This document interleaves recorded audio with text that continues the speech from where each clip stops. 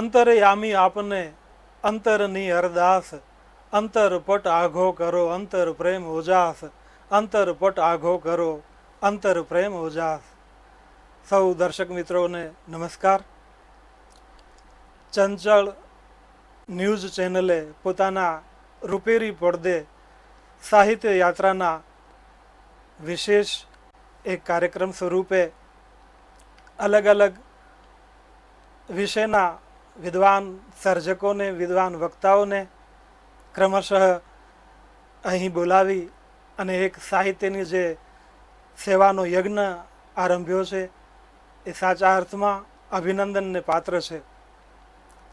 નેક ટેક અને ધર્મની અહીંયા તો પાણે પાણે વાત, સંત અને શુરા નિપજાવતી અમારી ધરતીની અમીરાત, સંત અને શુરા નિપજાવતી અમારી ધરતીની અમીરાત. સમગ્ર કચ્છિયતને વાચા આપે, કચ્છના લોકજીવનને વાચા આપે એવા પોતાના ઉમદા કાર્યથી જે પરિચિત છે. સમગ્ર કચ્છના વિશાળ સાહિત્ય મરમીઓના માનસ પર જેમની એક ઉમદા છાપ છે એવા માંડવી હાઈસ્કૂલના નિવૃત્ત આચાર્ય શ્રી, જેમણે કચ્છ મિત્રમાં પોતાની બબે કોલમો સૂકી ધરાના હેતાળ હૈયા અને લોક સાહિત્યમાં નારી આવા વિષયોને વાચા આપી અને પોતે ગૌરવવંતું કામ કર્યું છે એવા યશસ્વી ડૉક્ટર દિનેશભાઈ જોશી સાહેબ, આપને ચંચળ ન્યૂઝ ચેનલ સ્ટુડિયોમાં આવકારતા રાજીપો અનુભવું છું. જોશી સાહેબની વિશેષતા એ છે કે કચ્છના સાહિત્યને, કચ્છના લોક સાહિત્યને, કચ્છની લોકકથાઓને આંતરરાષ્ટ્રીય મંચ પર પણ એમણે ગૌરવ અપાવ્યું છે. પુનઃ એકવાર એમને આવકાર. આજનો ચર્ચાનો વિષય છે કચ્છના ધૂળ ધોયા સમર્થ સર્જક દુલેરાય કારાણીના સાહિત્ય વૈભવ પર ચર્ચા કરવા માટે થઈને અહીં મારી સમક્ષ વિદ્વાન વક્તા ડૉક્ટર જોશી સાહેબ બિરાજમાન છે. તો આજનો આ સંવાદ, સાહિત્ય યાત્રાની શ્રેણીનો આજનો સંવાદ, એમના સંક્ષિપ્ત પરિચય પછી હું પ્રશ્નોત્તર સ્વરૂપે આપ સૌ દર્શકો સમક્ષ આ કાર્યક્રમને આગળ ધપાવીએ. સાહેબ નમસ્કાર. નમસ્કાર સાહેબ. સૌથી પહેલા આપે તો કચ્છના લોક સાહિત્ય પર એક નોંધપાત્ર કાર્ય કર્યું છે. દુલેરાય કારાણી ભણેલ હોય, અભણ હોય, સાહિત્યથી પર હોય કે સાહિત્યમાં નિમગ્ન હોય, પણ કચ્છની કોઈ એક પણ એવી વ્યક્તિ નહીં હોય કે જે દુલેરાય કારાણીથી પરિચિત ન હોય, એમના હૃદયમાં એના તાર ઝણઝણતા ન હોય. તો આપે જે પોતાનો મહાશોધ નિબંધ તૈયાર કર્યો, ડોક્ટરેટની પદવી, પીએચડી કર્યું, તો કયા વિષય પર આપે પીએચડી કરી? આપણે અહીંયાથી શરૂઆત કરીએ. મેં કચ્છના લોકશાસ્ત્ર ઉપર પીએચડી કર્યું છે. જી સાહેબ, લોકશાસ્ત્ર અને આપ કઈ રીતે વ્યાખ્યાયિત કરશો? લોકશાસ્ત્ર એટલે આપણા લોકજીવનમાં વણેલા લોક સાહિત્ય સહિત તમામ મુદ્દાઓ અથવા વિષયો. લોકશાસ્ત્રમાં શાબ્દિક અને અશાબ્દિક આ તમામ જે લોક સ્થાપત્ય, લોકશિલ્પ એ વિષય વસ્તુઓ છે એ પણ આવી જાય છે. લોકશાસ્ત્રની અંદર લોક સાહિત્ય તો આવી જ જાય, પણ લોકગીતો પણ આવે છે. આ લોકગીતોમાં કચ્છની તમામ લોકજાતિઓના જે કચ્છી ભાષી છે બહુધા, એમના બાળકનો જન્મ થાય એ હાલરડાથી માંડી અને માનવી મૃત્યુ પામે એ મરસ્યા સુધીની તમામ લોકવિધિઓ અને સાથે સાથે એ લોકગીતો સાથે એમનો જે ભાવાભિવ્યક્તિ છે એ સમગ્રનું નિરૂપણ આ કચ્છી લોકગીતોમાં એમને દર્શાવવા માટે મેં પ્રયત્ન કર્યો છે. તો લોકગીતોને પણ મેં આવરી લીધા છે. ત્યારબાદ કચ્છની લોકકથાઓ તો પ્રાચીન કાળથી માંડી અને જે મેં કંઈ ખેડાણ કર્યું છે એ તો શ્રી કારાણી બાપાએ તૈયાર રાખ્યું હતું, પણ એ સિવાયની કચ્છની ઘણી લોકકથાઓ હતી જે કચ્છના કણે કણમાં પડી હતી. એ મને મારા સંશોધન દરમિયાન મળી. એને પણ મેં એને ન્યાય આપવા માટે મારા વિષયમાં મારો જે વિષય વસ્તુ હતું એમાં મેં પ્રયત્ન કર્યો છે. ત્યારબાદ પ્રકીર્ણ લોક સાહિત્ય એટલે કે કચ્છી પિરોલીઓ ઉખાણાઓ છે તે, કચ્છી કહેવતો, જેને કચ્છી ચોકું એ કહેવામાં આવે છે, બાળ રમતો છે, જોડકણા છે, આવું ઘણું બધું વસ્તુ છે.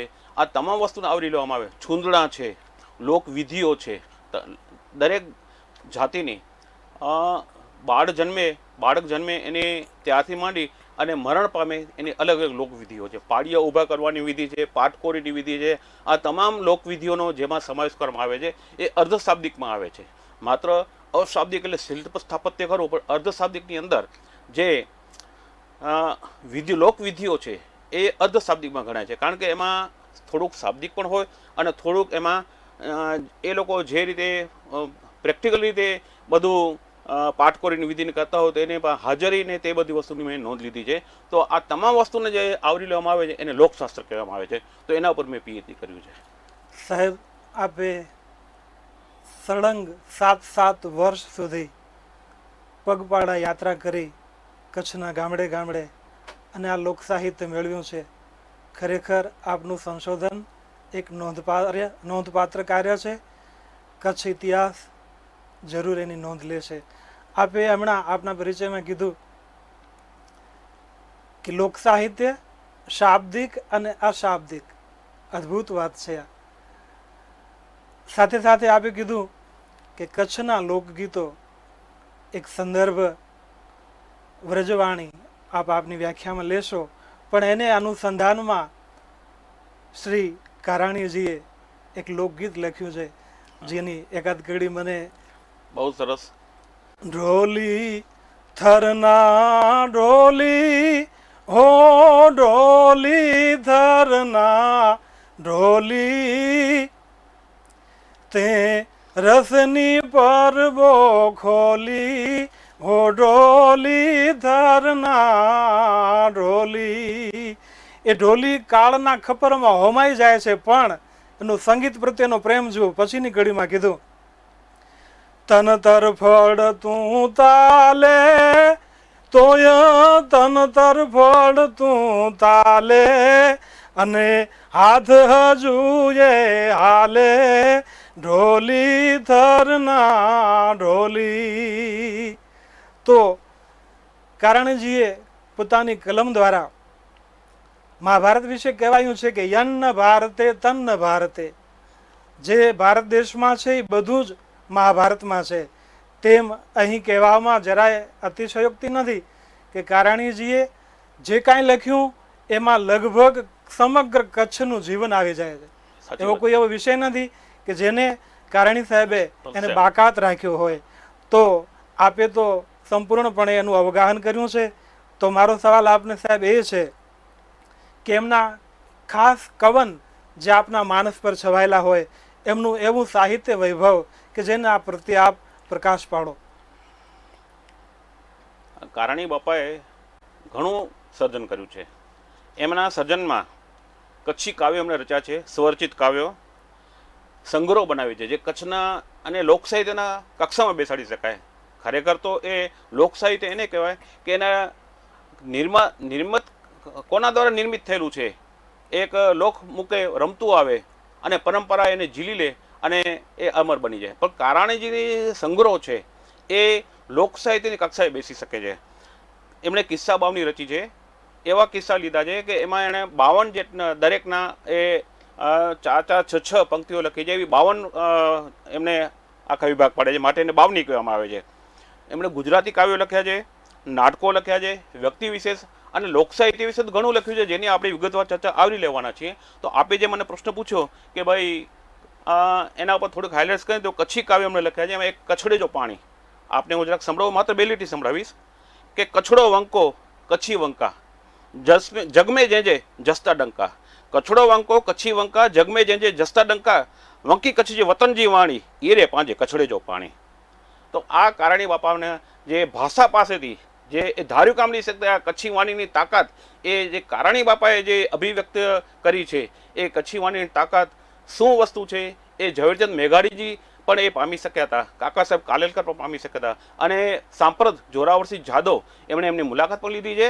આપણે જો સમય મળશે તો આપણે એ બધી વાત પણ કરશું. પણ આ બધી કચ્છ વિશેનું કારાણી બાપાએ જે કચ્છ એક સાહિત્યની દૃષ્ટિએ ભલે કારાણી બાપાની આગળ જે જીવરામ અજરામર ઘોર ને બધે થઈ ગયા એ બધાએ કચ્છી લોકકથાઓને લાડે લડાડી છે, એમણે જગત સમક્ષ મૂકી છે. પણ કારાણી બાપાએ આ સમગ્રનો સંચય કરી અને સાથે સાથે પોતાની સાહિત્ય સરવાણી વહેડાવી અને કચ્છી ભાષાને એમણે અમર કરી છે. એવું જ એક બાળગીત એ આપને હું આપું. દેશ જ્યારે આઝાદ થયો ત્યારે આપણું કચ્છી, એનાથી પહેલાં આપણું કચ્છી ચલણ હતું. ઢબુ, ઢીંગલો, ત્રાંબીઓ, આધિયો, પાયલો, આજની પેઢીને તો ખબર પણ નહીં હોય. આજે તો કોઈના ઘરમાં કોરી નીકળે તો એ સુકનવંશની વસ્તુ ગણાય છે, કારણ કે કોરી એ ચાંદીની હતી. ત્યારે દેશ જ્યારે આઝાદ થયો ત્યારે આનો આવી ગયો. હવે તો આજની પેઢીને આનો કોને કહેવાય પણ ખ્યાલ નહીં હોય. કદાચ તો 6 નવા પૈસા, 5 પૈસા અને 1 નવો પૈસો એ મળી અને 6 નવા પૈસા થાય એને આનો કહેવામાં આવતો. ત્યારે બાળકને છે, તે વખતનો નાનકડું બાળક, એ બિચારું મૂંઝાઈ ગયો કે ઢીંગલો કડાવ્યો. એ માને પ્રશ્ન પૂછે છે અને મા એને જવાબ આપે છે. કાવ્ય બહુ મોટું છે, બહુ મોટું કાવ્ય નહીં લઉં, પણ હું આપને માત્ર એનું ઝલક આપું છું. બાળક ગાય છે કે ઢીંગલો કડાવ્યો રે માળી ઢીંગલો કડાવ્યો, હાથી જે પેર જેડો ઢીંગલો કડાવ્યો. ઢીંગલો કેવો હતો કે હાથીના પગ જેવો. એમાં એક ઢીંગલાની અંદર કેટલી બધી વસ્તુ મળતી, એનું બધું વર્ણન છે. આપણે સમયના અભાવ નહીં લઈએ. છેલ્લે બિચારી માતા જવાબ આપે છે કે ઢીંગલો હલવ્યો રે પુત્ર ઢીંગલો હલવ્યો, ઢીંગલે જે મુન્ન મથે આનો અચીવ્યો. આ કારાણીજી કચ્છી ભાષાને એ રમાડી શકતા, હુલાવી ફુલાવી શકતા અને બુઝુર્ગથી માંડીને બાળક અબાલ વૃદ્ધ જેને આપણે કહીએ એ બધાને એમાં રસ તરબોળ કરી દેતા. તો આ કારાણી બાપાની ભાષાની એમની ખૂબી હતી. કાળ મહાપ્રબળ છે. એણે કોઈ વિષયને, કોઈ વસ્તુને પોતાના ખપરમાં ન હોમ્યા હોય એવું બન્યું નથી. લોકસાહિત્યની વાતો, એના વિષયો, એના શબ્દો આજ એને પરિભાષા સ્વરૂપે સમજાવવા પડે છે. ઢીંગલો, કોરી આજની પ્રજાને કદાચ આ વસ્તુથી બહુ જ અજાણ છે. અને અજાણ હોય એ પણ સ્વાભાવિક છે, કારણ કે વ્યવહાર જગતથી પર છે. હવે બધું પર છે. તો લોકસાહિત્યમાં એવી ઉમદા વાતો પડી છે. શરૂઆતમાં કીધું એમ કારાણી સાહેબે જે કચ્છમાં નથી એ એમના સાહિત્યમાં નથી. ટૂંકમાં જે કચ્છમાં છે એ બધું જ એમણે આવરી લીધું છે પોતાના સાહિત્ય સર્જનમાં. આ તો મહાસાગર છે. પણ સાહેબ આપ ખાસ જે કોઈ સાહિત્ય, કારાણી બાપાનું જે સાહિત્ય, એમાં ખાસ ખેડાણમાં અનુરાગ ધરાવતા હો એવા વિષયને વાચા આપશો તો વધુ ગમશે. કારાણી બાપાના વિષયમાં ચયન કરવું, પસંદગી કરવી એ થોડું અઘરું કામ છે. પણ મેં લોકસાહિત્ય ઉપર સંશોધન કર્યું છે, લોકશાસ્ત્ર ઉપર સંશોધન કર્યું છે. અને સ્વાભાવિક છે કે મારું જે કંઈ લોકસાહિત્ય ઉપર સંશોધન છે તો એ પુરોગામી કારાણી બાપાના એમના જે ખેડાણ છે એના ઉપર અવલંબિત છે. એટલે મને વિશેષ જો પ્રીતિ હોય તો કારાણી બાપાએ એ જમાનામાં, સાહેબ આજે તો હવે ઘણા બધા સાધનો આવી ગયા છે, વાહન વ્યવહારના સાધનો, મોબાઈલ છે, પણ કારાણી બાપા એ ગુંદિયાળીમાં માત્ર 15 કોરીમાં એ શિક્ષક તરીકે નોકરી કરતા હતા. સાહિત્ય પ્રીતિ કરી એટલે આપણે વાત આગળ વધી જાય. એમણે ઘણું બધું સાહિત્યમાં એમણે વાંચન કર્યું છે, આનું પરિશીલન ઘણું છે એમનું. ઉર્દુ, અંગ્રેજી, સિંધી, ફારસી, વ્રજભાષા આ તમામનો અવગાહન એમણે કર્યું છે. અને ત્યારબાદ એમણે જે કચ્છના કળાધરો યાની કે ચંદ્રવંશ ચરિત્ર એ આખું સર્જન કર્યું. કચ્છના રાજાશાહી વિશે શરૂઆતથી કરી અને છેલ્લે મદનસિંહજી બાવા સુધીને આ તમામ વસ્તુ એમણે આવરી લીધી. અને તે વખતે કચ્છના જેને આપણે કલેક્ટરની કક્ષાના કહી શકીએ એવા જે આસર હતા, દિવાન હતા કચ્છના, એ કચ્છના દિવાન માંડવી આવ્યા અને એ દરિયા કિનારે રોકાણા બંગલામાં. એમને સમાચાર મળે એટલે ગુંદિયાળીથી એ હાલના જે કાશીસના છે ત્યાંના બંગલા પાસે ત્યાં ગયા, આસરને મળ્યા અને એમણે આ કચ્છ કળાધરો બતાવ્યું. ત્યારે આ દિવાન આસર જે હતા એ બહુ જ ખુશ થઈ ગયા. એમણે એ પુસ્તક આખું મદનસિંહજીને આપ્યું ભૂત જઈને, અને મદનસિંહજી ધ્યાનમાં આવ્યો અને મદનસિંહજી એમને ત્યાંથી શિક્ષક તરીકેથી સીધા એમને પ્રમોશન આપી અને કચ્છના મદદ શિક્ષણ નિરીક્ષણ તરીકે મૂકી દીધા. અને તે વખતે કારાણીજી સમગ્ર કચ્છના ગામડે ગામડે ફર્યા. એ ઘોડા ઉપર બેઠા, બળદગાડીમાં ગયા, ઊંટ ઉપર બેઠા, પગપાળા ગયા અને સમગ્ર કચ્છમાં એમણે ફરીને જે એકત્ર કર્યું અને જે એકત્ર કર્યું છે બે નમૂન છે.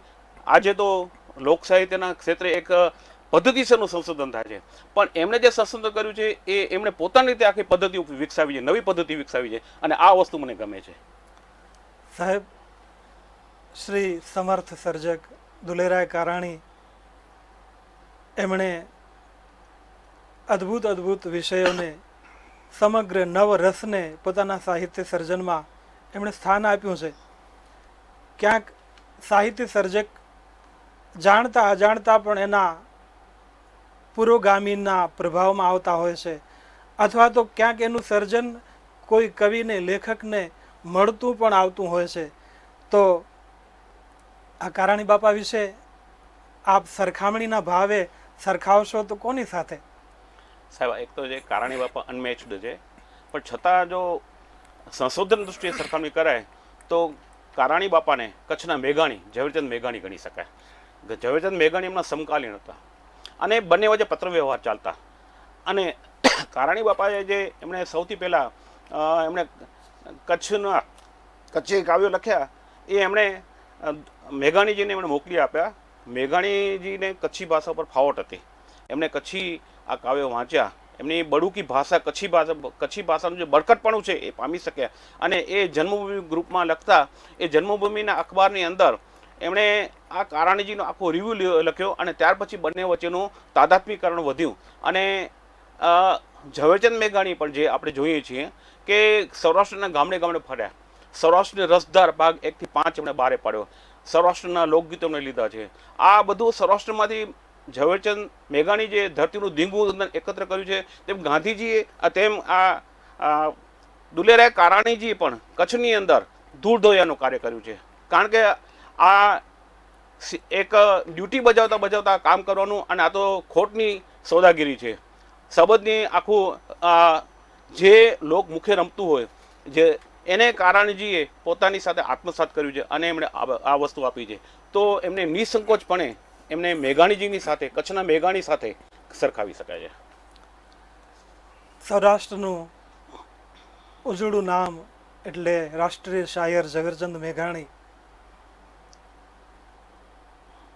એ સાહિત્યની સેવા કરી, સાથે સાથે એમની સાહિત્ય સેવાને લોક કવિઓએ, લોક સાહિત્યકારોએ એટલા ને એટલા અહોભાવથી સ્વીકાર્યા. કવિદાદ પદ્મશ્રી એમણે મેઘાણીને અંજલિ આપતા એક ગીત લખ્યું છે, એની એક કડી મને યાદ આવે છે. એજી ગાજે સમુદ્રના પાણી, હે ઘટો ઘટ ગેમ મેઘાણી, ગાજે સમુદ્રના પાણી. દરિયાના લોટ જેમ હિલોળા લેતા હોય એમ લોકમાનસમાં મેઘાણીનું નામ છે. ભગત બાપુ દુલાકાક પણ લખે, છંદા ગીતા ને સોરઠા, અરે સોરઠ સરવાણી, એ રોયા રાતા સુડે, એ જ મરતા મેઘાણી. છંદા ગીતા ને સોરઠા, સોરઠ સરવાણી, રોયા રાતા પાણીએ, મરતા મેઘાણી. કચ્છના સર્જકો, કચ્છના સાહિત્યકારો પણ આની આ અપેક્ષાએ મહાન સર્જક દુલેરાય કારાણીને વધાવી લે એ આજના સમયની માંગ છે. કારણ કે એમનું યોગદાન અજોડ છે, અનન્ય છે. સાહેબ, પછીનો પ્રશ્ન આપની સામે. આપે જે મહાશોધ નિબંધ તૈયાર કર્યો એમાં દુલેરાય કારાણીજીનું સાહિત્ય આપને એ ક્ષેત્રે કેટલી હદે ઉપકારક બની રહ્યું? બહુ સરસ પ્રશ્ન છે આપનો. જો કચ્છમાં કારાણીજી ન થયા હોત, એક કલ્પના કરીએ આપણે, તો કચ્છનું આ લોક સાહિત્ય બહાર ના આવી શક્યું હોત. અને તો મારા જેવો માણસ શું કરી શકત? બહુ સ્પષ્ટ વાત છે. મને જે એમનું લેખિત સાહિત્ય પ્રાપ્ત થયું એ અદ્ભુત છે, આપણે બધા જાણીએ છીએ. અને કારાણીજીએ કચ્છનું જે લોક સાહિત્ય છે એના તમામ તત્વો એમણે આવરી લીધા છે. એમણે લોકકથાઓ આવરી લીધી છે, એમણે લોક સાહિત્ય આવરી લીધું છે, એમણે સલોકા, જો કે એમના પોતાના પણ રચિત હોઈ શકે, પણ એ સલોકા એમાંના કેટલાક લોક સાહિત્યના છે, કારણ કે એના રચયિતા કોણ છે એ નથી આપેલા, એ એમણે આવરી લીધા છે. એમણે ગીતો અને રાસડા એમણે આવરી લીધા છે. લોક વિનોદ, લોક સાહિત્યમાં હાસ્ય રમૂજ, ખિલમસ્તી, આ બધું એમણે આવરી લીધું છે. એટલે લોક સાહિત્યનું A to Z અંગ લેખિત સ્વરૂપે મળે એવું એમણે આખું સર્જન કરી આપ્યું છે. અને મેં શરૂઆતમાં કહ્યું તેમ એમના ઉપર મેં મારા સંશોધનની માંડણી કરી છે. એટલે એમનું જે સંશોધન છે એ મને ખૂબ ઉપકારક નીવડ્યું છે. એટલું મને માત્ર નહીં, પણ કચ્છ ઉપર કોઈ પણ બહારની વ્યક્તિ આવે એ સંશોધન કરવા ઈચ્છતી હોય તો એમને કારાણી બાપાના સંદર્ભ પુસ્તકોનો અવશ્ય આશરો લેવો પડે. એટલી હદ સુધી એનું મોટું પ્રદાન છે. તો આ અનિવાર્યતા આ કારાણી બાપાએ ઊભી કરી આપી છે, અને એના માટે કારાણીજીનો જેટલો આભાર માનીએ એટલો ઓછો છે. એના માટે સાહેબ, આપની સરળતા અને સાહિત્ય પ્રીતિ હૃદય જીતી લેવી છે. વાત કારાણી સાહિત્ય, એમાંનો એક પ્રસંગ યાદ કરીએ. કચ્છની ધરતીનો મર્દા મર્દ જામ, મર્દ શીશ પર નવે, મર્દ બોલી પહેચાને, મર્દ ખિલાવે ખાય, મર્દ ચિંતા નહીં માને, મર્દ લેજ ગરુદેજ, મર્દ કો મર્દ બચાવે, ગहरे सांकरे काम मर्द को मर्द ही आवे, आवो मर्दा मर्द वीर जा अबड़ो अड़भंग, धर जाता धर्म पलटता त्रिया पड़नता ताव, अरे तीनों टाणा मरण रा, आमा कोण रंग कोण राव, धर जाता धर्म पलटता અને ત્રિયા પડનતા તાવ. જેનો કોઈ વ્યક્તિગત પનારો નથી, પણ એવી અજાણી વ્યક્તિ, મેં મારા શેરમાં એક લખ્યું છે સાહેબ, અજાણ્યો આશરે આવે, ચડે ના ચિત્ત ચક્કર આવે. કચ્છની ધરતીનો મર્દામર્દ માણસ, ખુમારી વાળો માણસ, એનો કોઈ આશરો શરણે આવે તો હવે શું કરું? ચડે ના ચિત્ત ચક્કર આવે, અજાણ્યો આશરે આવે, ચડે ના ચિત્ત ચક્કર આવે, અરે પંડના પ્રાણ પથર આવે, ધન્ય છે કચ્છની ધરતી, ધન્ય છે કચ્છની ધરતી. એવો વીર અબડો જામ, દેશ લૂંટા જ જ્યાં ધાહ કાળી પડે, ગડહડે દુશ્મનોના નગારા, સળગતા ગામડા ઘોર ધાડા ચડે, કેમ બેસી રહે ક્ષત્રિય બેટો. એનું લોહી ઉકળ્યું અને હાથમાં તલવાર લઈ અને દીકરીને કે બેટા એક નહીં 7 વ્યૂ, જે સુમરા પરિવારની એ દીકરીઓના શિયળને રક્ષા માટે એ પડકાર ઝીલી અને પોતાના માથા હોમવા તૈયાર થાય. આવા ઉજળા સાહિત્યને કારાણીજીએ કચ્છના ચોકમાં મૂક્યું અને કીધું કે આમાંથી ઘણું બધું જીવવા જેવું છે, આમાંથી શીખવા જેવું છે, આમાંથી પ્રેરણા લેવા જેવી છે.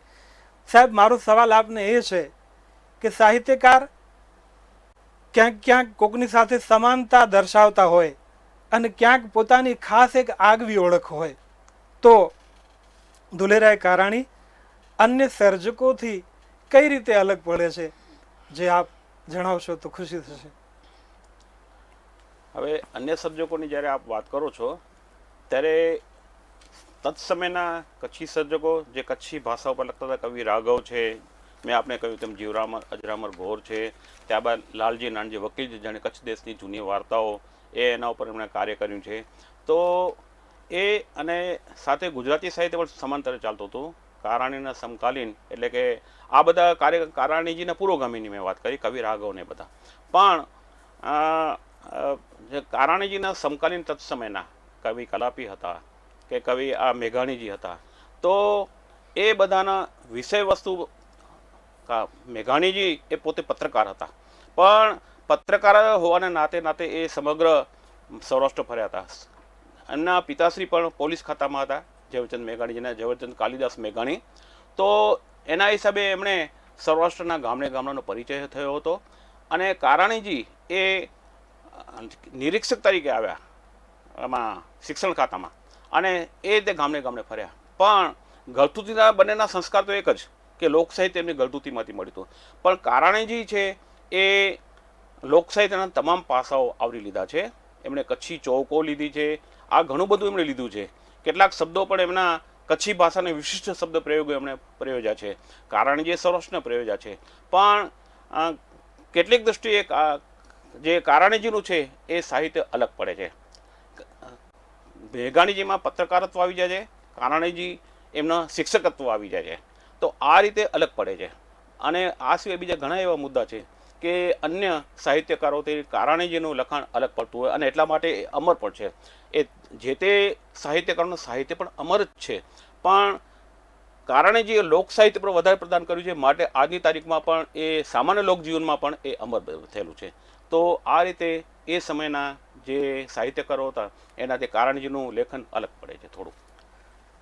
મહાન સર્જક દુલેરાય કારાણી, એમના જીવન કવનને વાચા આપવી એ તો સમયના બંધનો જો ન હોય તો જ એ શક્ય બને. સમયની મર્યાદામાં રહી અને આપણે આ વિષયને ન્યાય આપવાનો થાય તો સાહેબ આપને છેલ્લો સવાલ કે દુલેરાય કારાણીજીના જીવન કવનમાંથી આજના વાચકો, સાહિત્ય પ્રેમીઓ પ્રેરણા લે એ માટે આપનો સંદેશ. આપની વાત તદ્દન સાચી છે સાહેબ. દુલેરાય કારાણી એક એવા સમયમાં સાહિત્યનું સર્જન અને સાથે સાથે લોક સાહિત્યનું સંશોધન કર્યું છે કે જે સમયે મેં શરૂઆતમાં કહ્યું તેમ મુસાફરીના સાધનો ટાંચા હતા. એમની પાસે કેમેરા પણ ન હોય, સ્વાભાવિક છે, ટેપ રેકોર્ડર પણ ન હોય. એ જ સમયમાં એમણે આ કાર્ય કર્યું છે. જ્યારે આજે કચ્છ યુનિવર્સિટીની સ્થાપના થઈ ગઈ છે. આપણા કચ્છની અંદર કચ્છ યુનિવર્સિટીમાં કચ્છી ચેર પણ છે કચ્છી ભાષા માટેની, અને સાથે સાથે શંભુદાનજી ગઢવી આ રત્નો એમણે લોક સાહિત્યનો આખો એક મંચ પણ છે. તો અત્યારે તો આપણી પાસે આ ઘણું છે લોક સાહિત્યનું સંશોધન કરવા માટેના. કચ્છ એ દરેક પડે એક નવો જ કંઈક પરિમાણ આપતો એક આવો વિસ્તાર છે. એને કુદરતની પ્રયોગશાળા પણ કહેવામાં આવે છે. એક મોટો વિસ્તાર, એક મોટી સંસ્કૃતિ કચ્છ ધરાવે છે. ત્યારે એક સમય એવો હતો કે બહારના વ્યક્તિઓ આવી અને કચ્છ ઉપર સંશોધન કરી જતા અને કચ્છીઓ આપણે જે એ સંશોધન માટે વલખા મારતા.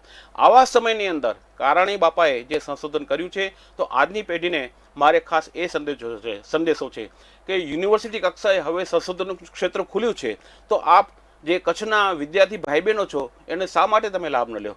કચ્છના લોક સાહિત્ય ઉપર હજુ પણ વધારે ને વધારે સંશોધન થવું જોઈએ. અને કારાણી બાપાએ જે એમણે મૂળિયા નાખ્યા છે, એમણે જે પાયો નાખ્યો છે, એને આપણે વધારે મજબૂત કરવું જોઈએ આ સંશોધનના ક્ષેત્ર દ્વારા.